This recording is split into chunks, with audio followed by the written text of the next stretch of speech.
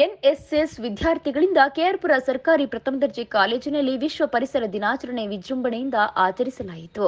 ಮುಂದಿನ ಪೀಳಿಗೆಗೆ ಪರಿಸರ ಉಳಿಸುವುದು ನಮ್ಮ ಕರ್ತವ್ಯ. ಹಸಿರಾದ ಭೂಮಿ ಈಗ ಕಡಿಮೆಯಾಗುತ್ತಿದೆ.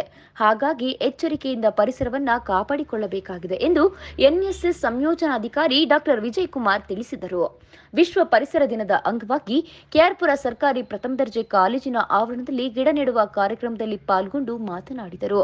ಮಾನವನ ದುರಾಸೆಯಿಂದ ಪರಿಸರ ಹಾಳಾಗುತ್ತಿದ್ದು, ಇದು ಮಾನವನಿಂದಲೇ ಸರಿಯಾಗಬೇಕಿದೆ.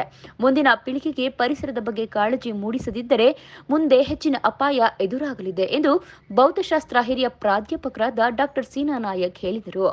ಆರೋಗ್ಯಕರ ಜೀವನ ನಡೆಸಲು ಮತ್ತು ಪ್ರಕೃತಿಯ ರಕ್ಷಣೆ ಮಾಡುವುದು ಅವಶ್ಯಕವಾಗಿದೆ ಎಂದು ತಿಳಿಸಿದರು. ಕಾಲೇಜಿನ ಸುತ್ತಮುತ್ತ ಮಾವು, ಬೇವು, ಹಲಸು, ನೇರಳೆ, ನೆಲ್ಲಿಕಾಯಿ ಗಿಡ ಸೇರಿದಂತೆ ವಿವಿಧ ಬಗೆಯ ಸುಮಾರು 50ಕ್ಕೂ ಹೆಚ್ಚು ಗಿಡಗಳನ್ನು ನೆಡಲಾಯಿತು. ಈ ಸಂದರ್ಭದಲ್ಲಿ doctor Vijayalakshmi, professor Nagaraj, doctor ಸಣ್ಣ ಚಿಕ್ಕಯ್ಯ, ಡಾಕ್ಟರ್ ವಿವೇಕ್ ಐ ಸರಿಕಾರ್, ಕಾಲೇಜಿನ ವಿದ್ಯಾರ್ಥಿಗಳು ಮತ್ತಿತರರು ಉಪಸ್ಥಿತರಿದ್ದರು.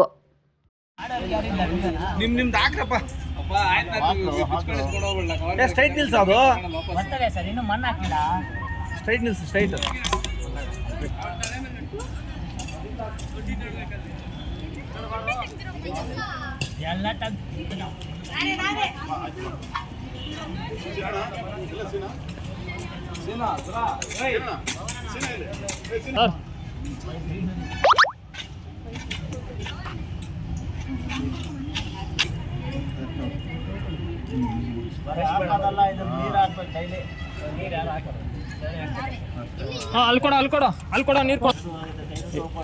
ಸೇನಾ ನಾಯಕ್ ಸರ್ ಕಾಣಿಸ್ತಾ ಇಲ್ಲ. ಫೋಟೋ ಸರ್ ಕೈ ತೊಳ್ಕೊಂತಾರೆ.